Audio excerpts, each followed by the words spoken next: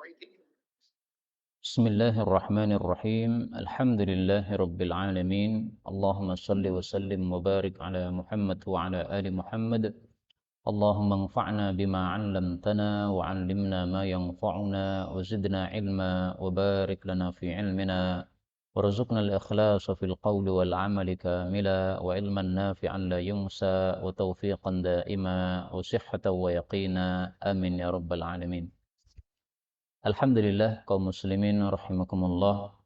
Kita lanjutkan pada hari ini 14 Jumadal Ula 1443 pengajian kitab Al-Jami'us Shaghir karya Al-Imam As-Suyuti rahimahullah yang sudah wafat pada tahun 911 Hijriyah. Dan kita sudah sampai pada hadis 1576. فقال المؤلف رحمه الله تعالى ونفعنا به وبعلومه في الدارين آمين. قال رسول الله صلى الله عليه وسلم ألزم lazimkanlah na'laika kedua sandalmu qadamaika pada kedua kakimu. Maksudnya ketika salat tidak usah dilepas sandalnya. Fa in khala'tahuma, kalau kamu melepas sandalmu, faj'alhuma, maka letakkanlah kedua sandalmu baina rijlaik, di antara kedua kakimu. Jadi dikangkangi ya. Wala taj'alhuma, jangan engkau letakkan keduanya ayyaminik, di kananmu, karena akan mengganggu orang. Wala ayyamini sahibik, tidak pula di kanan temanmu, yaitu orang yang jamaah bersama kita. Wala wara'ak, jangan pula di belakangmu. Fatu'dhi man khalfak, maka kamu akan mengganggu orang yang di belakangmu. Hadis ini derajatnya dhaif. Tetapi salat dengan menggunakan sandal itu hadisnya sahih dari hadis yang lain. Kita cari hadisnya ya. Yaitu dengan lafal ni'alahum. Ni'alahum. Rasul bersabda, khaliful yahud, selisilah orang-orang Yahudi, fa innahum la yusalluna fi ni'alihim. Mereka tidak mau salat dengan sandal, wala khifafihim, tidak pula dengan sepatu. Hadis riwayat Abu Dawud, derajatnya sahih. Maka salat dengan sandal dan sepatu ini disyariatkan. Tujuannya menyelisih orang-orang Yahudi. Tetapi diterapkannya di tempat yang pas ya. Kalau di masjid yang sudah ada karpetnya, nah ini enggak pas tempatnya. Di rumah kita masing-masing saja dengan sandal yang bersih. Di lapangan bisa ya, pas salat Id, nah itu bisa diterapkan. 1577.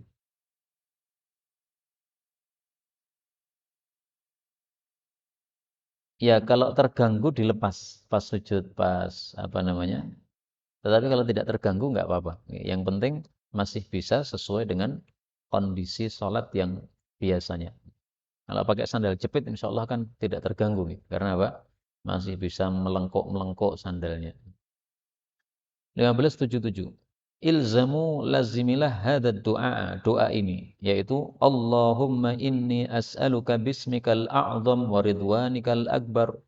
Ya Allah, sesungguhnya aku minta kepada engkau dengan namamu yang teragung dan ridhamu yang terbesar. Fa'innahu ismun, fa'innahu ismun, karena dia itu adalah salah satu nama min asma'illah, dari nama-nama Allah. Tapi hadis ini didhaifkan oleh Al-Albani. Dan tentang Ismullahil A'zam sudah sering kita bahas. Para ulama berselisih pendapat sangat banyak sekali. Apa itu nama Allah yang teragung? Pendapat Ibnu Abbas dan Abu Darda, Ismullahil A'zam adalah Ya Rabbi, Ya Rabbi. 1578. Ilzamu lazimilah al-jihad, jihad, yaitu memerangi orang-orang kafir. Tasihhu, kalian akan sehat, wa tastaghnu, dan kalian akan kaya karena mendapatkan harta ghanimah. Hadis ini juga dhaif. Tapi isinya ya benar. Ya. Jihad kan kita seperti olahraga, ya jadi sehat. Kemudian kaya. karena dimenangkan oleh Allah mendapatkan ghanimah. Para ulama mengatakan hadis ini kalau dipahami sebaliknya berarti kalau meninggalkan jihad itu menyebabkan kita jadi fakir. Karena itu jangan meninggalkan jihad. Nah, kalau tidak ada jihad, ya minimal kita niatkan untuk berjihad. Ketika ada jihad, kita melakukan. 1579 alidhu. Alidhu ini boleh diartikan dua arti. Lazimilah atau perbanyaklah. Biya dzal jalali wal ikram, dengan ucapan ya dzal jalali wal ikram, wahai zat yang maha memiliki keagungan dan kemuliaan. Hadis ini hasan. Maksudnya adalah kalau kita berdoa itu sering-seringlah, lazimilah memanggil Allah dengan ya dzal jalali wal ikram. Meskipun kita memanggil Allah dengan Asmaul Husna manapun juga bebas. Karena Allah mengatakan walillahil asmaul husna fad'uuhu biha. Ya.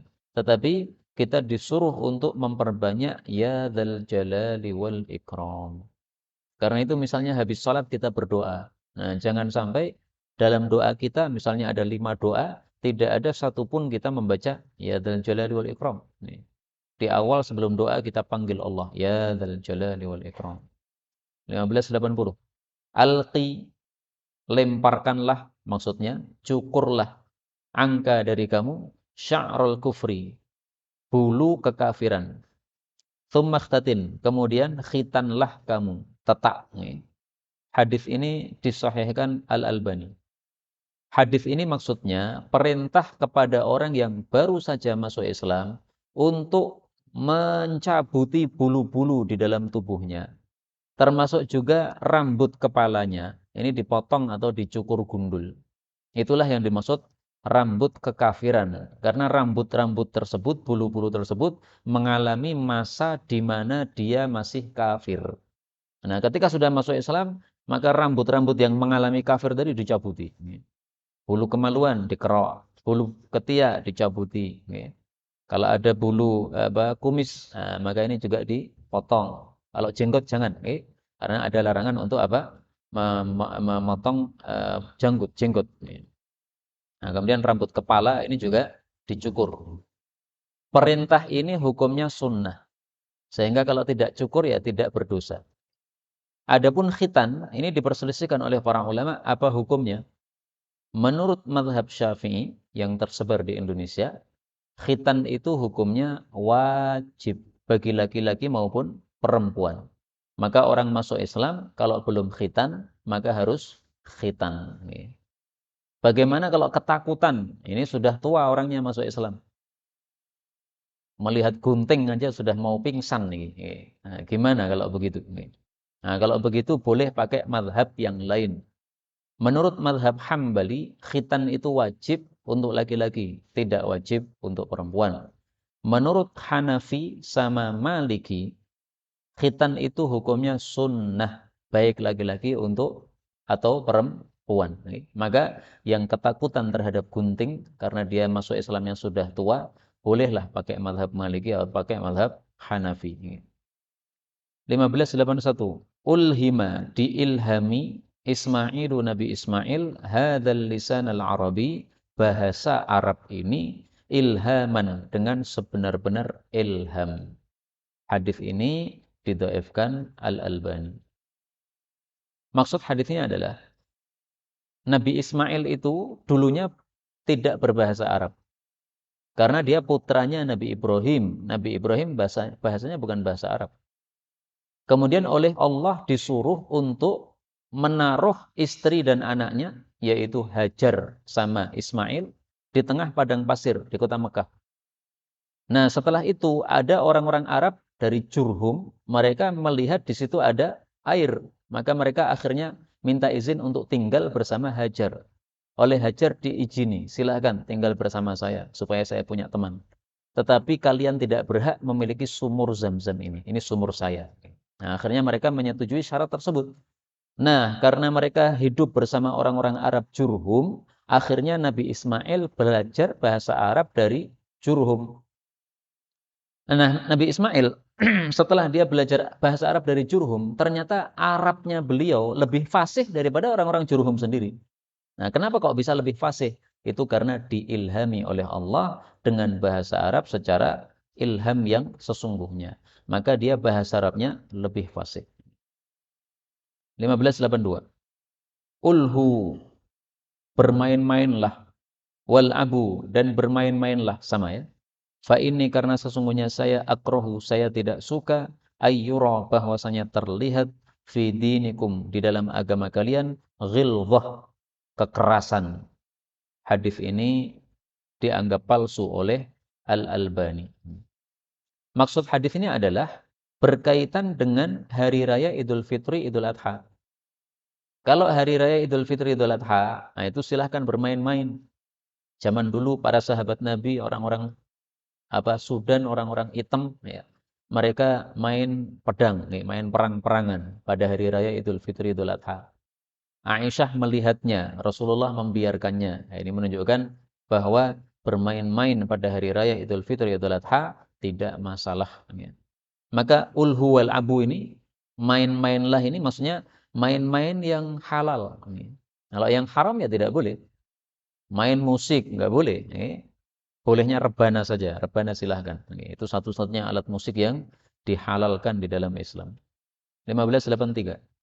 Ilaika, hanya kepada engkau, ya Allah, intahat, berhentilah, al-amani, angan-angan, ya sahibal afiyah, wahai pemilik kesejahteraan, yaitu Allah subhanahu wa ta'ala. Karena hanya Allah lah yang bisa memberikan kesejahteraan. Hadis ini didhaifkan Al-Albani. Tapi isinya ya benar. Angan-angan kita mentoknya kepada Allah. Kalau kepada manusia, kita hanya bisa berharap saja, tapi tidak bisa memastikan. Tetapi kalau Allah, kita bisa memastikan. Allah itu mampu memberi saya seperti ini. Saya berangan-angan seperti ini. Allah pasti mampu memberikan kepada saya. Nah, kalau manusia belum tentu mampu memberikan kepada kita. 1584. Ama, ketahuilah, inna rabbaka, sesungguhnya Rabbmu, yuhibbu, menyukai, al-madha, pujian. Hadis ini didhaifkan Al-Albani. Tapi isinya juga sahih. Memang Allah itu suka pujian. Buktinya Allah memuji dirinya sendiri. Alhamdulillahi Rabbil Alamin. Allah suka dipuji. Karena itu, kalau kita suka memuji Allah, nanti akan menjadi hamba-hamba yang paling utama di akhirat kelak. Dalilnya, Al-Hammadun. Rasulullah Shallallahu Alaihi Wasallam bersabda, Inna afdala ibadillah, sesungguhnya hamba Allah paling utama, yaumal qiyamah, besok pada hari kiamat, al-hammadun, orang yang selalu memuji Allah, mengucapkan alhamdulillah, baik ketika mendapatkan nikmat atau mendapatkan musibah. Hadis riwayat Tabarani sahih.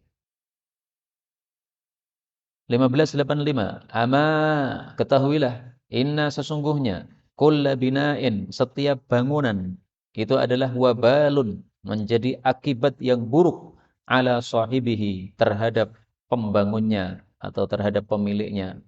Illa, kecuali, mala, sesuatu yang harus. Illa mala, kecuali sesuatu yang harus. Hadis ini didhaifkan Al-Albani. Maksud hadis ini adalah kita memewah-mewahkan bangunan itu nanti jadi akibat buruk untuk kita di akhirat. Karena setiap nikmat itu akan dipertanyakan oleh Allah di akhirat, kamu gunakan untuk apa? Nah, kalau digunakan untuk memewahkan bangunan, nah itu nanti jadi susah kita di akhirat. Kecuali sesuatu yang harus, yaitu membangun tetapi karena kita perlu. Itu maksudnya harus. Kenapa engkau nambah kamar? Dulu kamarnya di rumahmu cuma 2, sekarang kok kamu tambah jadi 6 kamar. Itu karena anaknya sudah gede-gede. Anaknya 6 sudah gede-gede. Nah, perlu dikasih kamar satu-satu. Nambah kamar, nggak ada masalah. Ini malah, ini sesuatu yang harus. Ya. Nggak ada masalah, itu tidak menjadi akibat yang buruk. Hadis ini memang dhaif, tetapi dikuatkan oleh hadis yang setelahnya yang semakna dengannya. Rasulullah Shallallahu Alaihi Wasallam bersabda, ama, ketahuilah, inna, sesungguhnya kulla bina'in, setiap bangunan, fahuwa wabalun ala sahibihi yaumal qiyamah, menjadi bumerang terhadap pemiliknya atau pembangunnya pada hari kiamat nanti. illa ma kana fi masjidin, kecuali apabila untuk masjid. Atau maksudnya atau yang sejenis masjid, yaitu yang bermanfaat untuk agama atau untuk orang lain. Masjid ini manfaatnya untuk agama, sholat, madrasah termasuk juga, tempat pengajian termasuk juga, atau membangun rumah untuk orang yang membutuhkan. Diumumkan, jamaah masjid ini yang belum punya rumah siapa? Saya punya rumah nganggur, silahkan dipakai. Nanti kalau sudah merasa cukup, silahkan kembalikan kepada saya. Nanti saya akan pinjamkan kepada orang lain lagi. Atau misalnya kita beri waktu, saya kasih waktu ini 2 tahun dipakai, gratis saja untuk jamaah masjid ini. Nah, itu termasuk au ini, yang bermanfaat untuk orang lain, mengalirkan pahala untuk kita. Jadi orang-orang kaya, kalau duitnya sisa banyak, turah-turah, silahkan buat rumah yang banyak, nggak apa-apa. Untuk apa buat rumah yang banyak? Untuk dipinjamkan kepada yang membutuhkan. Yang membutuhkan silahkan pakai ini, nggak usah bayar dah. Yang penting rumahnya dibersihkan. Yang tidak mau membersihkan nggak usah pakai. Nah, sambil mengajari kebersihan. Nah, ini sesuatu yang bagus. Karena banyak orang yang belum punya rumah. Atau buat rumah kontraan, tetapi kontraannya murah saja. Biasanya misalnya membayar 1 bulan 300.000. Udah ini 100.000 saja. Syaratnya dia harus orang jamaah masjid. Nah, misalnya begitu. Nah, ini membantu orang-orang untuk bisa punya kontrakan yang murah. Ini sesuatu yang bagus. 1587. Ama ketahuilah, innaka sesungguhnya engkau, lau qulta, kalau engkau mengucapkan, hina amsaita, ketika masuk sore hari, a'udzu bikalimatillahi tammati min syarri ma khalaqa.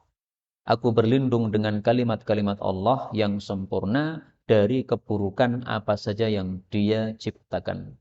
Maka lam tadurraka, niscaya dia tidak memadoroti kamu. Dia ini maksudnya kalajengking. Hadis riwayat Muslim. Jadi hadis ini ada sababul wurudnya. Ada seorang sahabat Nabi pagi-pagi cerita kepada Nabi, ya Rasulullah, tadi malam saya nggak bisa tidur. Oh, kenapa? Disengat kalajengking. Nah, maka Rasulullah memberikan ajaran. Kalau kamu masuk waktu sore, kamu mengucapkan a'udzu bikalimatillahi tammati min syarri ma khalaq. Kalau ada kalajengking menyengat kamu, tidak akan memadoroti. Nah, para ulama menjelaskan, sengatan kalajengking kalau masuk ke tubuh kita, sementara kita sudah mengucapkan wirid ini nanti tergantung kekuatan wirid ini. Artinya kita membacanya dalam kondisi khusyuk atau tidak, yakin atau tidak. Kalau kita membacanya khusyuk, yakin kepada Allah, ini kekuatannya akan sangat dahsyat, sehingga kekuatan sengat kalajengking ini kalah. Tapi kalau kita membacanya tidak khusyuk, juga tidak terlalu yakin, ya asal baca saja, mungkin kekuatannya separuh. Sehingga sengatan kalajengking ini juga masuk, tapi tidak sampai mematikan yang semestinya mematikan. Tidak sampai menyebabkan tidak bisa tidur, padahal semestinya menyebabkan tidak bisa tidur. Artinya bisa meringankan. Jadi kita baca dengan kondisi apapun itu manfaat. Ada kalanya meringankan, ada kalanya melenyapkan sama sekali sakit dari tubuh kita. Karena itu silahkan wirid ini dihafalkan, dibaca setiap sore. A'udzu bikalimatillahi tammati min syarri ma khalaqa. Kemudian hadis ini menunjukkan bolehnya berlindung dengan sifat Allah. Karena kalimat Allah ini termasuk sifat Allah. Berlindung kepada Allah tingkatan lebih tinggi. Berlindung dengan kalimat Allah, ini tingkatan di bawahnya. Demikian kata Al-Hakim At-Tirmidzi. Wallahu a'lam. 1588. Ama ketahuilah innahu sesungguhnya dia lau qala, kalau mengucapkan hina amsa, ketika masuk waktu sore, a'udzu bikalimatillahi tammati min syarri ma khalaqa. Ma darrahu, tidak akan memadarati dia, ladghu, sengatan, akrobin, kalajengking, hatta yusbiha, sampai dia masuk waktu pagi. Hadis riwayat Ibnu Majah. Ini meskipun hanya disebutkan kalajengking, tetapi selain kalajengking hukumnya sama. Misalnya ular, dia punya sengatan juga. Nah, kalau sore hari kita sudah membaca wirid ini tidak akan termadoroti oleh sengatan ular. Dan ini mengingatkan saya satu kejadian yang saya alami sendiri ketika masih santri di Jawa Timur dulu. Ada ular weling ya, menyengat kaki saya. Begitu tersengat kaget saya, Pak. Langsung kaki saya lemparkan begitu. Nah, akhirnya ularnya terlempar mengenai pintu. Ya, jedok gitu ada suaranya. Nah, habis itu dicari teman-teman, ularnya sudah nggak kelihatan. Akhirnya tempat yang saya digigit itu oleh teman-teman itu diperes supaya darahnya yang hitam keluar. Racunnya keluar. Nah, habis itu pagi-pagi saya ditanya guru saya, "Lo gimana kabarnya?" "Alhamdulillah sehat, Ustaz." "Oh, enggak apa-apa." "Enggak apa-apa, Ustaz." Nah, kemarin diapakan? Cuma diperas, dikeluarkan darahnya saja. Maka beliau katakan, ulah-ulah ini mestinya bahaya, ya bisa mematikan ini. Nah, mungkin wallahu alam, karena saya sudah terbiasa membaca wirid ini. Sehingga wirid ini menyebabkan ulah-ulingnya tidak berbahaya. Andaikan tidak membaca wirid ini, mungkin bisa berbahaya atau bisa mati. Tapi wallahu alam bisawab, memang Allah mentakdirkan segala yang Dia kehendaki, bisa juga dengan sebab wirid ini, bisa juga dengan sebab yang lain. 1589. Ama ketahuilah, innal arifa, sesungguhnya pemimpin atau kepala kampung. Yudfa'u, itu didorong. Finnari, ke dalam neraka, daf'an, dengan sebenar-benar didorong. Hadis ini derajatnya dhaif. Maksud hadis ini adalah membicarakan rata-rata pemimpin. Pemimpin rata-rata tidak adil. Nah, gara-gara tidak adil, maka dimasukkan ke dalam neraka dengan sebenar-benarnya. Maka hadis ini termasuk hadis-hadis yang banyak yang menghasung kita jangan rakus menjadi pemimpin.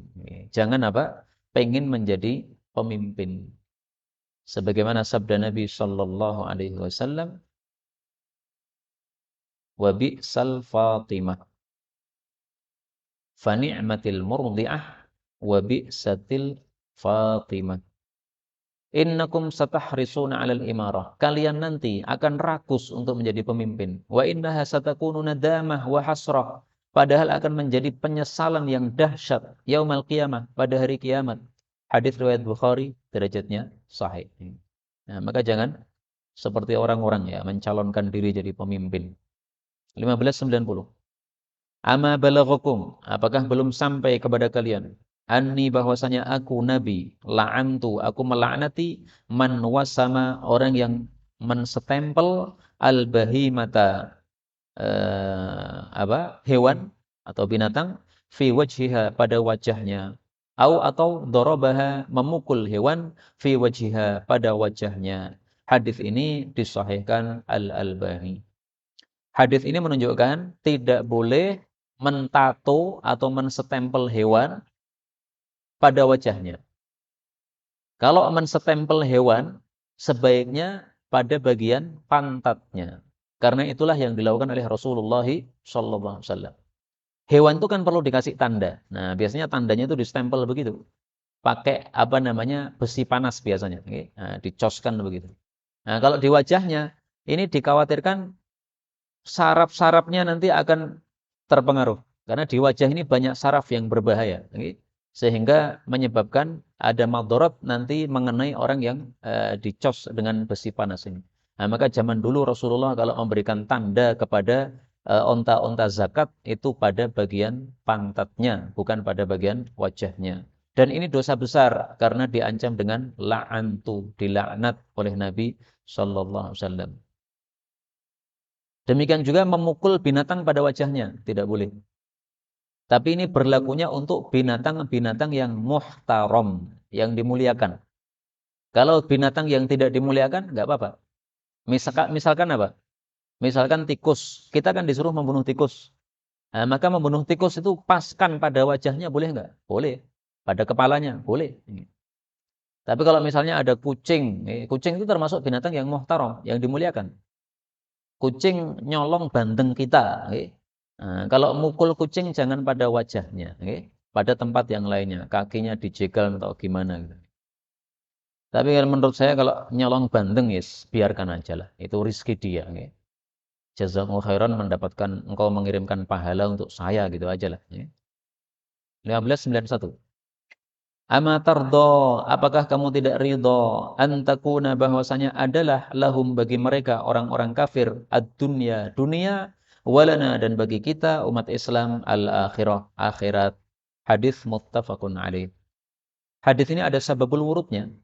Sayyidina Umar, perawi hadis ini, melihat Rasul tidur pada tikar.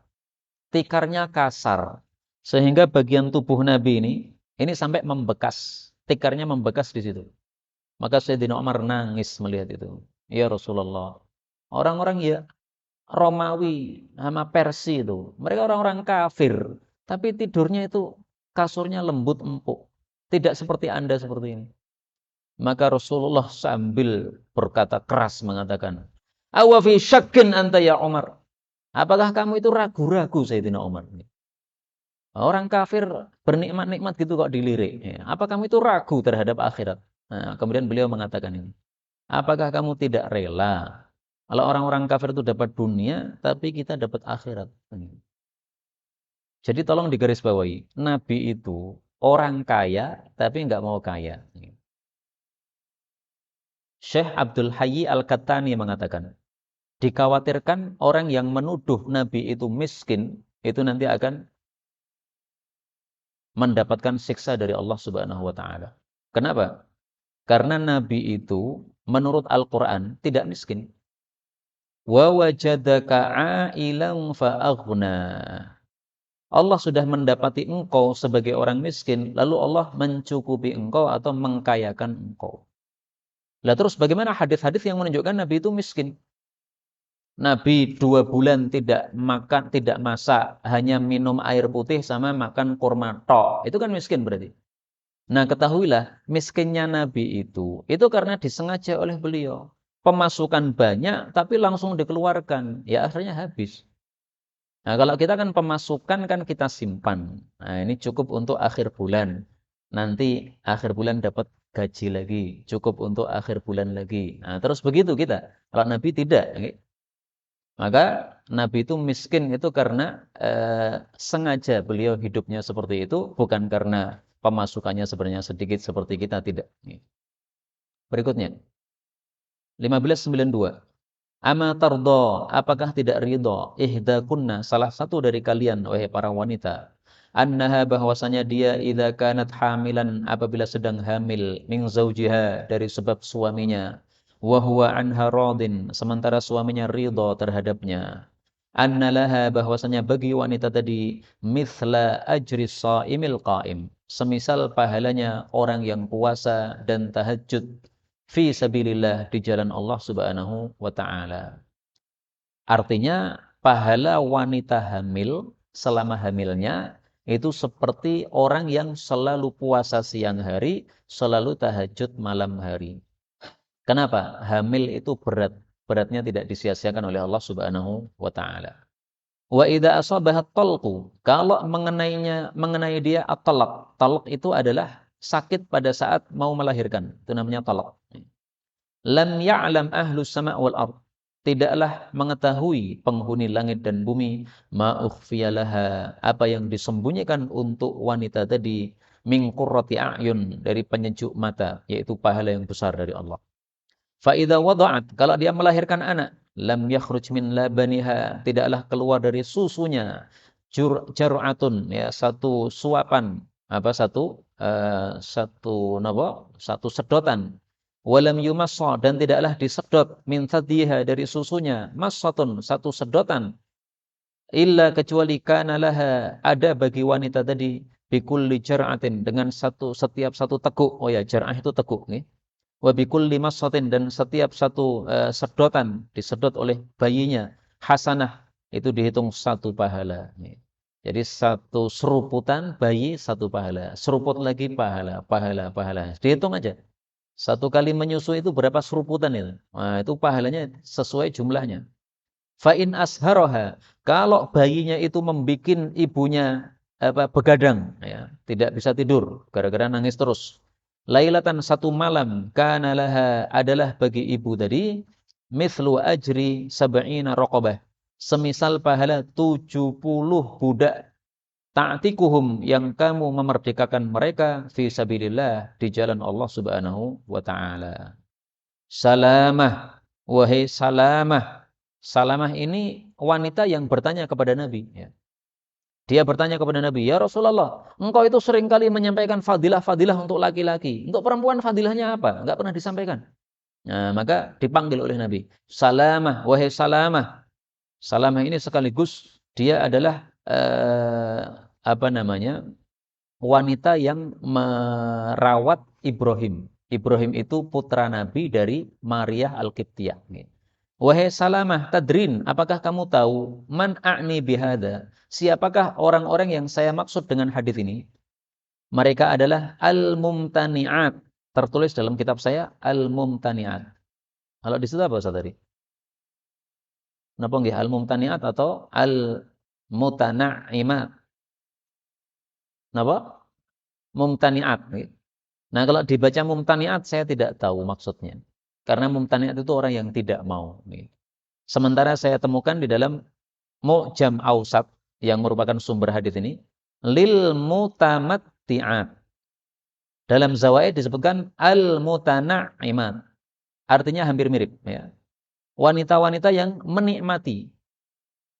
Artinya yang saya paham, karena saya tidak menemukan syarahnya, dia meskipun mengalami keberatan-keberatan tadi, ya, hamil, melahirkan, menyusui, tapi dia menikmati, alias tidak ngerundel. Sebojo kuwi saya kur menghamili tok, enggak begitu. Tapi apa? Dia menikmati. Alhamdulillah hamil lagi. Alhamdulillah melahirkan lagi. Mudah-mudahan hamil meneh. Mutanaimat, menikmati. Dia mengatakan kepada suaminya, "Pun panjenengan pengen piro kula siap nggih. Anak 11 napa 20 nggih. Atau 12 saya siap." Nah, itu al-mutanaimat nggih. Dia menikmati. As-solihat, wanita-wanita yang solihat. Al-muti'at li azwajihin, yang taat kepada suami-suami mereka. Al-lawati, yaitu wanita-wanita yang la yakfurna, tidak mengkufuri al-ashira, suami. Maksudnya tidak mengkufuri kebaikan-kebaikan suami. Ini hadis yang dahsyat ini menurut Suyuti dhaif, menurut Albani palsu. Biasanya kan ngoten nih, hadis yang dahsyat-dahsyat apa? Palsu. Mas tiwas ngrungokke palsu nggih. Sebetulnya napa-napa, malah jadi ngerti. Oh, yang itu palsu. Nanti kalau ada khatib menyampaikan hadis ini dalam khutbah Jumat, panjenengan bisa memberitahu, "Pak Khatib, niku hadis palsu niku." Ada dalam Jami'us Shaghir nomor 1592. Nah, dihafalke niki nomor ini. Seperti Ustaz siapa itu? Hadi Hidayat ya. Senengane ngapalke nomor ini. Yang kula mboten hafal nomor-nomor niku. Saya cuma nomor itu hafal satu aja, nomor HP saya. HP istri saya nggih kula mboten hafal. 1593. Amakana, apakah tidak yajidu mendapati hadza orang ini ma yusakkinu, sesuatu yang melembutkan, bihi dengannya ra'sahu, kepalanya, maksudnya rambutnya. Amakana, tidak adakah yajidu mendapati hadza orang ini ma yughassilu, sesuatu yang dia mencuci, bihi dengannya thiyabahu, baju-bajunya. Hadis ini sahih, riwayat Abu Dawud. Hadis ini ada sababul wurudnya. Ada orang dilihat oleh Nabi rambutnya modal madul kusut nih. Nah, maka Nabi menyindir. Orang ini apa enggak bisa menemukan minyak rambut untuk merapikan rambutnya? Oh, rambut kok kayak setan apa kayak genderuwo nih. Jadi maksudnya apa? Tidak pantas seorang muslim menampakkan dirinya maut-maut seperti itu di hadapan orang lain. Karena akan menyebabkan orang lain jadi benci. Kepada istri juga begitu. Jangan menampakkan keburukan kita sama istri. Rambutnya modal madul kayak apa? Sampah kualik. Nah, itu kan tidak menyenangkan. Nah, maka disindir oleh Nabi. Orang ini apa tidak mendapatkan minyak yang bisa untuk menenangkan, menundukkan rambutnya. Kemudian Nabi melihat orang lain bajunya apa? Kotor. Nah, maka Nabi bertanya lagi, orang ini apa tidak mendapati sesuatu yang untuk mencuci bajunya? Nah, maka baju hendaklah dibersihkan, rambut hendaklah dirapikan. Kalau orang yang jenggotnya banyak, jenggotnya hendaklah dirapikan. Tahdzibul lihyah, merapikan jenggot itu boleh menurut pendapat yang dipilih oleh guru-guru kami, meskipun diperselisihkan oleh para ulama. 1594. Ama yakhsha, tidakkah takut ahadukum, seseorang dari kalian, idza rafa'a ra'sah, kalau dia angkat kepalanya qablal imam, sebelum imam mengangkat, ayyaj'alallah, bahwasanya Allah jadikan ra'sahu, kepalanya, ra'sa himar, menjadi kepala keledai.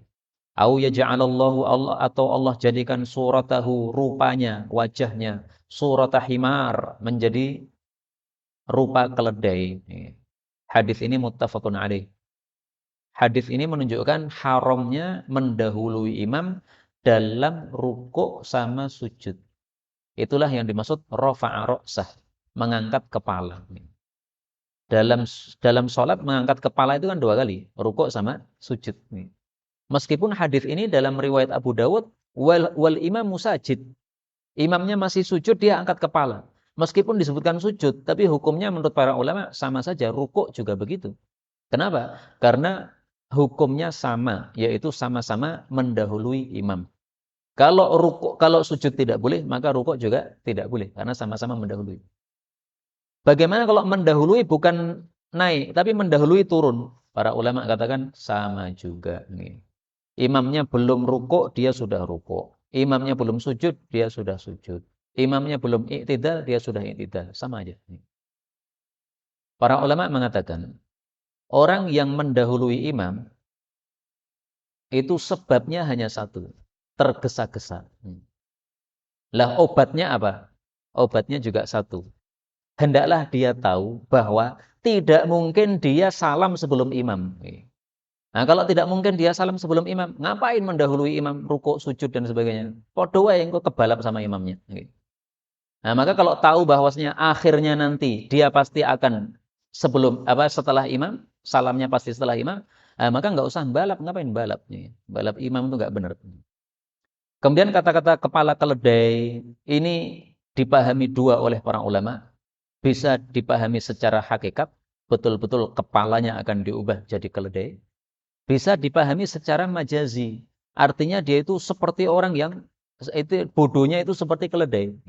Karena keledai itu adalah simbol kebodohan menurut bangsa Arab. Sebagaimana kalau bahasa Jawa, orang Jawa menganggap apa? Bodoh koyo kebu. Bodoh koyo kebu. Kalau orang Arab, bodoh koyo keledai. Buktinya dalam Al-Quran. Allah menyebutkan pada surah As-Saff, ya. Kamatsalil himari yahmilu asfara. Jumat, ya. Surat Jumat ayat 5. Matsalul ladzina hummilut taurata tsumma lam yahmiluha. Orang-orang yang dipikuli kitab Taurat malah tidak mau memikulnya. Itu seperti keledai mikul kitab-kitab yang besar. Keledai mikul kitab, apakah bisa paham? Nggak akan bisa paham. Kenapa? Orang bodoh nggak paham. Nah, mungkin ada yang bertanya, apakah pernah terjadi orang mendahului imam, kemudian kepalanya betul-betul berubah jadi kepala keledai? Saya temukan riwayat di dalam kitab Aunul Ma'bud. Ada seorang yang biasa membacakan hadis. Ketika dia membaca hadis ini, muncul kesombongannya. Dia mengatakan, semasa mendahului imam, kepala jadi keledai. Maka dia sengaja pas jadi makmum, mendahului imam. Maka begitu dia ngaca, itu sudah kepalanya berubah jadi kepala keledai. Karena itu habis itu kalau dia membacakan hadis di depan umum seperti ini selalu dibalik tirai. Tidak mau nampak. Gurunya sembunyi. Dia masih melanjutkan menyampaikan hadis, karena dia memang guru hadis di kampung itu. Tapi tidak mau lagi, dia pasti dibalik tirai. Nah, suatu saat dia jujur kepada salah satu muridnya yang sudah lama berguru sama dia. Bertahun-tahun. Maka dia mengatakan, hei muridku, kepada kamu saja saya ingin memberikan rahasia ini. Kamu jangan meniru apa yang saya lakukan. Nah, kemudian dia buka tirainya, ternyata kepalanya kepala keledai. Nah, dia ceritakan kasus yang dia alami itu. Nah, cerita dalam Aunul Ma'bud itu, kata Syekh Syangqiti, itu sanadnya sahih. Artinya kejadiannya betul-betul. Wallahu a'lam bishawab. 1595. Ama yakhsha, apakah tidak takut ahadukum, salah satu kalian, idza rafa'a ra'sahu fis shalah, kalau dia angkat kepalanya di dalam salat, maksudnya sebelum imam, alla yarji'a ilaihi basaru. Mohon maaf. Bahwa dia mengangkat kepalanya di dalam salat, maksudnya melihat ke langit. Alla yarji'a ilaihi, bahwasanya tidak kembali kepadanya basaruhu, matanya. Hadis ini riwayat Muslim. Jadi hadis ini masalah lain ya. Kalau hadis sebelumnya tadi rafa'a ra'sahu, mengangkat kepala, itu maksudnya mendahului imam. Kalau di sini rafa'a ra'sahu, mengangkat kepala, ini maksudnya adalah melihat ke arah langit. Jadi salat melihat ke arah langit nggak boleh. Salat itu kita disunnahkan untuk kepala ini agak menunduk. Kenapa menunduk? Karena melihat ke tempat sujud. Maka para ulama katakan orang salat itu, Nabi itu kalau salat, itu kondisinya seperti orang sedang membaca kitab. Orang baca kitab kan kitabnya dipegang gini, berarti kepalanya agak menunduk. Jadi kepalanya tidak lurus begini, juga kepalanya tidak naik ke atas. Nah, kalau naik ke atas gimana? La yarji ilaihi basaruh. Apa tidak takut kalau kepalanya matanya enggak kembali? Artinya begitu dia turunkan kepalanya langsung buta matanya. Ini ancaman keras seperti ini menunjukkan bahwa perkara ini adalah perkara yang termasuk dosa yang tidak sepele. Maka jangan disepelekan. 1596. Ama wallah, ketahuilah demi Allah, ini sesungguhnya aku la aminun, sungguh orang yang terpercaya fis samai, di langit. Aminun, juga terpercaya fil ardi, di bumi. Hadis ini disahihkan Al-Albani. Hadis ini ada ceritanya. Rasulullah kedatangan tamu. Ternyata tidak ada hidangan. Maka Rasulullah nyuruh kepada ini Abu Rafi'. Abu Rafi' ini pelayan Nabi SAW, seperti Anas ya. Ini maulanya Nabi SAW. Hei Abu Rafi', tolong kamu utang kepada tetangga kita yang Yahudi itu. Nah, si Yahudi itu sombong sekali, dia mengatakan, saya nggak mau ngasih utangan, kecuali kalau Muhammad memberikan barang gadaian. Nanti dibawa lari barang saya sama Muhammad. Nah, maka Rasulullah mengatakan, demi Allah, saya ini yang terpercaya baik di langit dan di bumi. Di bumi maksudnya dulu ketika di Makkah, beliau itu disebut Al-Amin. Kemudian di langit maksudnya dipercaya untuk menyampaikan wahyu. Nah kalau Allah saja percaya sama saya, kok kamu nggak percaya? Nah, tapi karena dia minta gadai, akhirnya Nabi katakan kepada Abu Rafi', silahkan gadaikan itu baju besi saya. Nah, digadaikan kepada dia, dan Nabi kemudian utang gandum kepada Yahudi tadi. 1597. Ama alimta, apa kamu tidak tahu, annal Islam, bahwasanya Islam yahdimu, menghancurkan, maka naqablah, apa saja yang sebelum masuk Islam. Maksudnya dosa-dosa sebelum masuk Islam diampuni. Wa annal hijrah, dan bahwasanya hijrah tahdimu, menghancurkan, maka naqablaha, dosa-dosa sebelum hijrah. Wa annal hajja, dan bahwasanya haji yahdimu, menghancurkan, maka naqablah, dosa-dosa sebelum haji. Hadis riwayat Muslim. Hadis ini juga ada sababul wurudnya, yaitu Amr bin As, perawi hadis ini, sebelum masuk Islam, kan jabat tangan dulu sama Nabi, baiat untuk masuk Islam. Nah, dia narik tangannya. Dia mengatakan, ya Rasulullah, saya mau masuk Islam, tapi saya minta syarat dulu. Maka Rasulullah bertanya, syaratmu apa? Dia mengatakan, dosa saya ini sudah sangat banyak. Saya mau masuk Islam, syaratnya dosa saya semuanya diampuni oleh Allah. Kalau enggak ya saya enggak mau. Nah, maka ditegur oleh Nabi. Apa kamu enggak tahu, masuk Islam itu menghancurkan semua dosa sebelumnya. Hijrah juga begitu, haji juga begitu. Ini menunjukkan 3 amalan ini fadilahnya sangat besar. Masuk Islam, hijrah dari negara kafir kepada negara Islam, dan haji. Dan hadis ini menunjukkan juga, sekaligus menunjukkan bahwa haji dan hijrah hukumnya sama dengan masuk Islam. Masuk Islam hukumnya apa? Wajib. Berarti haji hukumnya wajib. Hijrah hukumnya wajib. Yaitu hijrah dari kampung kekafiran. Orang Amerika misalnya tidak bisa menegakkan Islam di sana. Setiap kali sholat pasti ditarik badannya. Tidak boleh melanjutkan sholatnya. Misalnya. Nah, kalau seperti itu wajib hijrah dari sana. Pindah ke Solo. Pindah ke Serut dari sini. 1598. Ama ketahuilah, innakum, sesungguhnya kalian, lau aksartum, kalau kalian memperbanyak, zikra, mengingat, hadzimil ladzat, pemutus kelezatan, yaitu kematian. La syaghalakum, sungguh dia akan menyibukkan kalian, amma ara, dari apa yang saya lihat. Maksudnya ketawa ketiwi. Jadi waktu itu para sahabat pada ketawa ketiwi, maka Nabi menegur, kamu itu banyak ketawa. Kalau mengingat mati enggak akan banyak ketawa. Al-maut, yaitu kematian. Fa'akthiru maka perbanyaklah zikra mengingat hadzimil ladzat, pemutus kematian, al-maut yaitu pemutus kelezatan yaitu al-maut kematian. Fa innahu karena sesungguhnya kematian lam ya'ti 'alal qabr. Fa innahu karena sesungguhnya lam ya'ti tidaklah datang 'alal qabri pada kuburan yaumun satu hari illa takallama fi kecuali kuburan berkata padanya. Fayaqulu dia mengatakan ana baitul ghurbah, saya rumah asing. Wa ana baitul wahdah, saya rumah sendiri. Ana baitul turab, saya rumahnya debu, tanah. Ana baitud dud, saya ini rumahnya apa itu? Dud apa? Cacing. Fa idza maka apabila dufina telah dikubur al-abdul mu'min, hamba yang beriman, qala lahul qabr, berkatalah kuburan kepadanya, marhaban wa ahlan, tempat yang luas, selamat datang. Ama ketahuilah ing kunta sungguh adalah kamu la ahabbu sungguh orang yang paling saya sukai mayyamshi orang yang berjalan ala dhahri di atas punggungku ilayya kepada saya. Fa idza maka apabila wulituka aku sudah dipasrai kepada kamu al yauma pada hari ini wasirta ilayya dan kamu sudah menjadi kepada saya, sudah masuk ke dalam saya, fasataro soni'i bika, maka engkau akan melihat perbuatan saya terhadap kamu. Apa yang dilakukan kubur? Fayattasi'u lahu, maka dia menjadi meluas untuk si mayit ini, madda basarihi, sepanjang sejauh mata memandangnya. Wa yuftahu lahu, dan dibuka baginya babun, satu pintu ilal jannah, menuju surga. Wa idza dufinal abdul fajir, apabila dikubur seorang hamba yang pendosa, awil kafir atau kafir, qala lahul qabr, kuburan mengatakan, la marhaban, tidak ada tempat yang longgar, wala ahlan, tidak ada selamat datang. Ama ketahuilah in kunta sungguh kamu la abghadu man yamshi ala dhahri ilayya, sungguh yang paling dibenci oleh saya dari orang-orang yang berjalan di atas punggungku. Fa idza wulituka, kalau saya sudah dipasrai kamu al-yauma hari ini, wasirta ilayya, dan kamu sudah masuk ke dalam saya, fasataro soni'i bik, maka kamu akan melihat tingkahku kepada kamu. Ya, marah-marah ini buminya.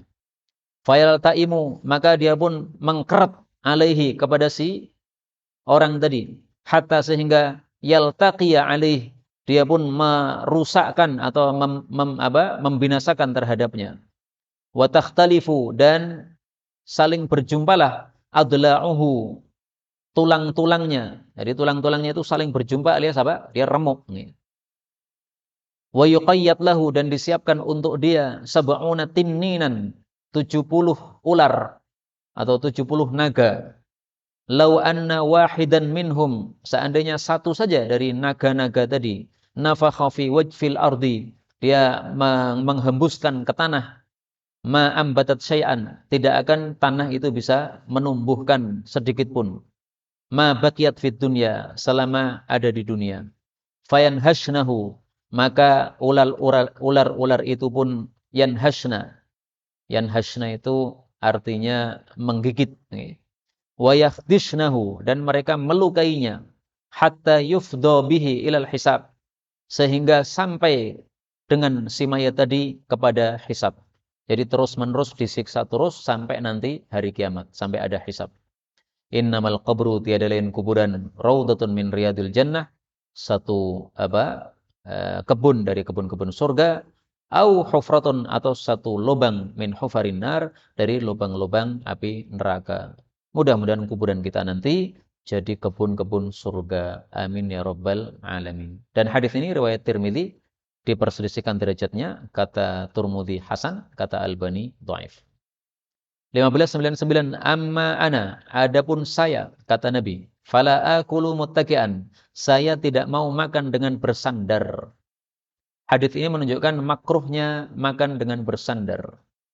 Tidak sampai haram. Kenapa? Karena Nabi tidak melarang. Bersandar itu ada dua macam.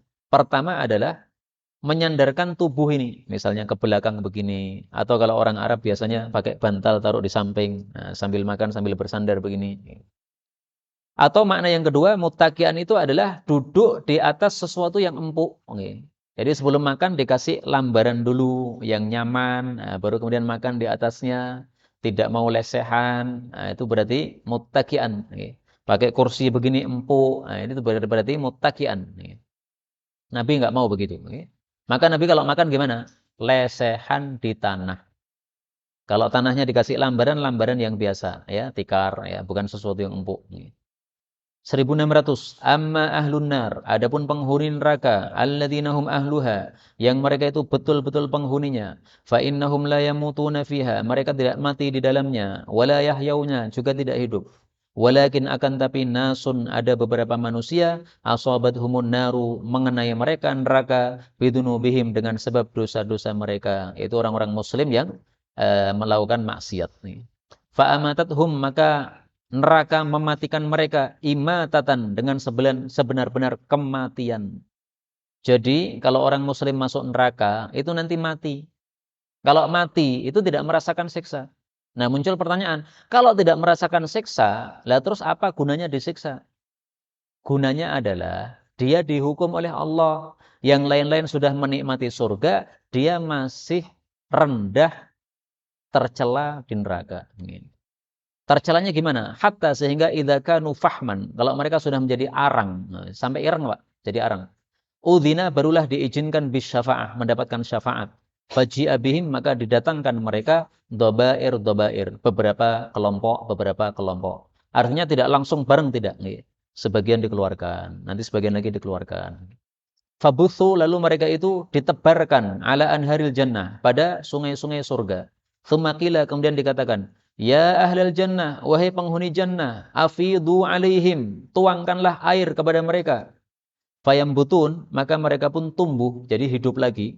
Nabatal hibbah, seperti tumbuhnya biji-bijian. Hibbah itu adalah biji-bijian yang bukan merupakan makanan pokok.